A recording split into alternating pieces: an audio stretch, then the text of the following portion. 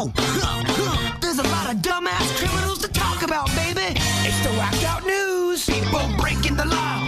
Ha-ha, fighting in the nude. Ha, drunk people pooping in the street. Ha-ha, it's the whacked out news. So many people on meth. Ow! Well, 42-year-old Scott Thomas DeSaroth of Miami is in a bit of trouble.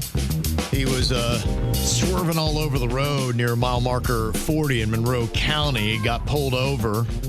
Told the cops to pull him over. It's all good. I'm an ICE agent. It's not. He's not. Had 2 young kids in the car. Oh. Yeah. Are they illegals and he's just transporting them? Yeah, right. Yeah, I was just trying to get these kids, you know. I caught these 2 at the border, bringing them back. Trying to find that alligator alley. I don't know where it is. Yeah, no. Oh, alligator Alcatraz. Oh, yeah, is that what it's called? He's looking for that. This guy may be lying. Yeah, he wanted DUI for his time behind the wheel. Thankfully, the kids are okay. 51-year-old Cristiano Lamana got into a little dispute over dog poo in Orlando and fired a gun, all to make a point. Seems reasonable. I mean, that's just crazy. It was a neighbor that refused to clean up their dog poo, and he said, oh, yeah, pulled out a pistola and fired a shot off, saying, Dang. Yeah. But apparently now he's facing aggravated assault charges, all trying to make a point. You're making a point, and you were correct until you fired the gun. Mm-hmm. You were correct to be upset for people in your neighborhood that don't care, that don't pick up their poop. It is not fair, but you can't shoot them. No, they will arrest you. Well, you've thankfully got nobody hurt in this story, but he is going to face some serious charges for that. There's a Florida driver who experienced instant karma after a passenger in a white SUV threw a cup of coffee at him during a road rage incident. And here's what's amazing. There's a photo of the coffee splashing back into the thrower's face, drenching him instead. There's a whole compilation of when road ragers end up getting just egg on their face, pretty much. There's this one guy, he's flipping off this one car, and as he's flipping them off, and I think he was even at fault, his car loses control, spins off the highway, and he goes into a pole. Oh, damn. And then the lady drives by. That's what you get, buddy. I mean, that is God just going, all right, I wasn't gonna, but now I gotta. Well, they're so mad and they have so much rage, they're not even watching the road. Well, a 24-year-old man from Bozeman, Montana got arrested after driving a blue Toyota Tundra at approximately 120 miles per hour on I-90. Good Lord. I didn't know a Tundra went that fast. That is impressive to go 120. 120? And here's what's really impressive. Apparently, the vehicle was missing 2 tires. What? Yeah. Also, he had about 10 alcoholic drinks, took a Xanax. Oh, my. He failed every sobriety test they gave him. And to make the whole thing worse, an eyewitness spotted him exiting the vehicle, stumbling and tossing a black bag into a nearby trash can. Uh-oh. What's in the bag? Molly, mushrooms, LSD, meth. I was going to say. That's a fun bag right there. That is quite a bag. When does meth play a part in this story? Dude. Mm-hmm. He's now facing charges of criminal possession of dangerous drugs with intent to distribute and driving under the influence. They say, man, people that do that meth constantly, you start getting really delusional, thinking people are there when they're not there. Or all of a sudden, Virginia turns into some girl named Jane who owes me money. And you're like, who's Jane? And I don't owe you money. And you're arguing with Jane. Exactly. Ugh. This guy has an interesting flex that he's doing. He really loves fishing. I guess if you're a fisherman, especially in Oregon, finding a great spot where there's a lot of fish is something that when you find it, you guard it. You don't tell people. But if you're looking for great spots, you're trying to find them. So this guy had an idea. where he created a fake profile, this hot girl, and he would see guys with fish in their profiles, and he would start flirting with them, and then be like, going, do you like fishing? And then in the conversation, he'd be like, so where do you like going? And they started giving up all their secret locations, and this guy started fishing them.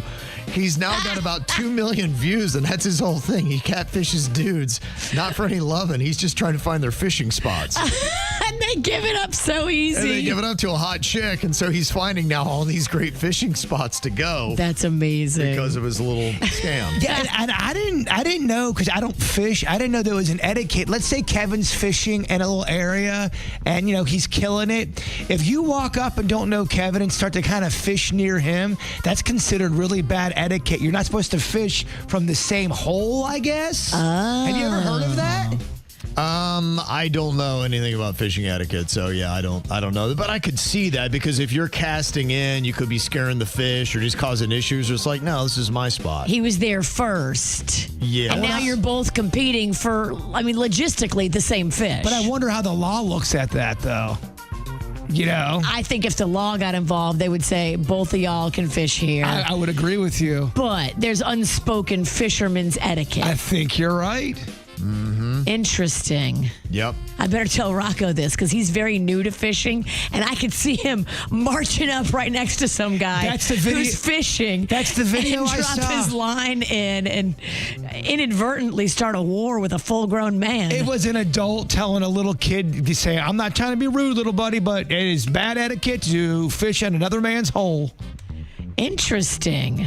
I did not know this. Yeah, we got to teach the youngins, Kev. Mm-hmm.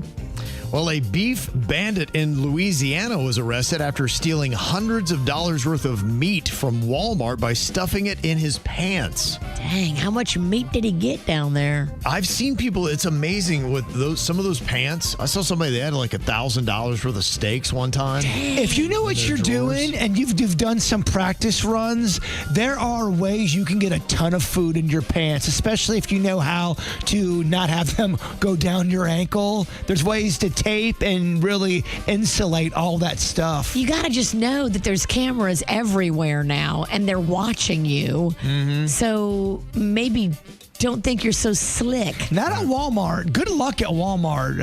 I talk a lot of trash about Walmart. I wouldn't be stealing from Walmart if I was you. I wouldn't either, because now they got like crime fighters on foot in Walmart, and they will follow you if they think you're stealing. Yep. Well, they keep rounding up all these dudes that are tossing the sex toys on the WNBA courts. They now got an Ohio guy that had done it at a game in New York on August 5th. What you people doing over there? You keep your house in order, Ohio. Typical Ohio. That's it, baby. Us and our rubber sex toys. We love them. They love a rubber dong. We do. We do. So it's the state mascot. It's a bold move. 32-year-old Charles Burgess pulled the object from his pants and hurled it into the game with the Liberty and Wings, and actually struck a 12-year-old girl with it. Oh, damn, Charles. See, this is when it starts to... You blew it. He's pled not guilty, says he's going to fight the charges, but you've also had this happen in Atlanta, Phoenix, L.A., Chicago. Some games have been delayed, and they said anybody caught throwing these things will be banned for at least a year. These charges are going to be hard to beat. Yeah, these charges will stick.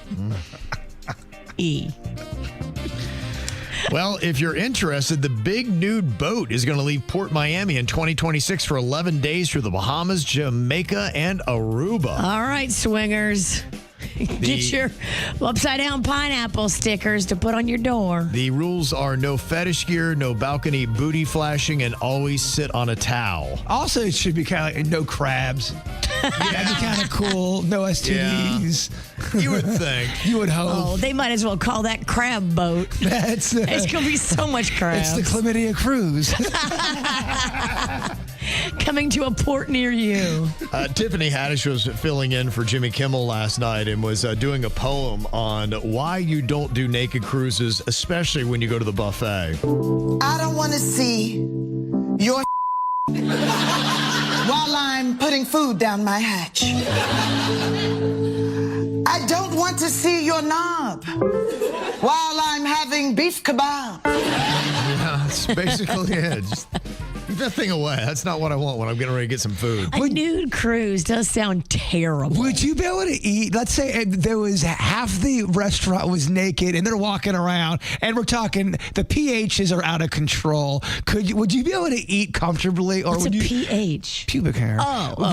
Would you be able to eat comfortably, or would you have to say, "All right, Queen, we gotta get out of here"? No, I would not be on a nude cruise. Yeah, I'd not be eating a nude restaurant. None of that stuff. If Kevin wakes up in anything nude, he is like, "What happened?" Yeah, it's not that you joined it. It's just you happen to be on the boat that they're having their own convention. So it's it's like a mixed crowd. You're on a cruise and you set sail, and then you realize it's a nude cruise. I don't know if Kevin I wouldn't eat the whole time. I'd lose 30 pounds.